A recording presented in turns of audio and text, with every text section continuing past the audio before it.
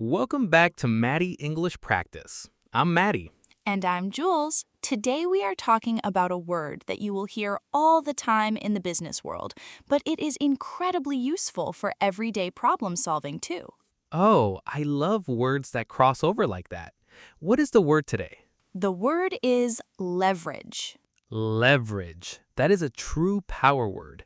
If you want to sound confident and professional in English, you absolutely need this word in your vocabulary. Absolutely. To understand leverage, we actually have to think about a physical tool first. Imagine a heavy rock on the ground. You can't lift it with your bare hands, but if you put a long metal bar under it and push down, the rock lifts easily. Right. That metal bar is a lever. It gives you extra strength. Exactly. And in English conversation, leverage means using something you already have to get a better result.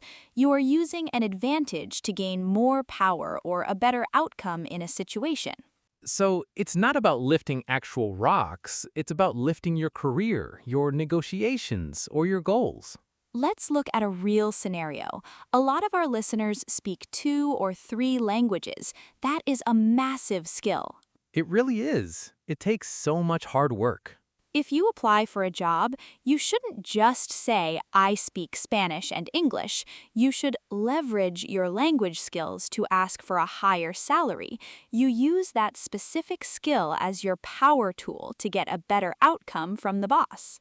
I love that. You aren't just holding the tool, you are actively using it to get what you want. That is using leverage as an action, a verb. Exactly, but you can also use it as a noun. You can have leverage. Tension. This happens a lot when you're buying something expensive, like a car. Imagine you go to a car dealership and the salesperson won't lower the price for you at all. Ugh, that is always so frustrating. You feel like you have no control. But imagine you tell them, well, the dealership down the street offered me the exact same car for $2,000 less.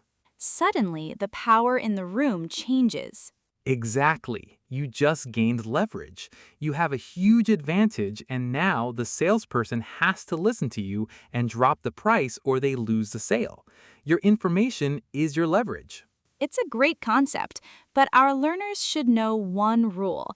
It can sometimes sound a little bit aggressive if you use it in personal relationships. What do you mean by that?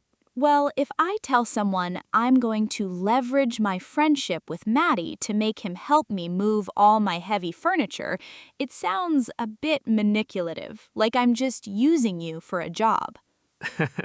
Please don't leverage our friendship for heavy lifting. See, it's much better to keep this word in the professional world for negotiations, careers, and business skills. That makes perfect sense. Use it for your career, not your friends.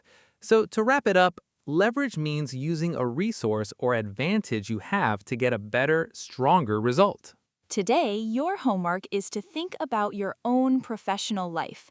What is one special skill, connection, or experience you have that you can leverage in your career right now?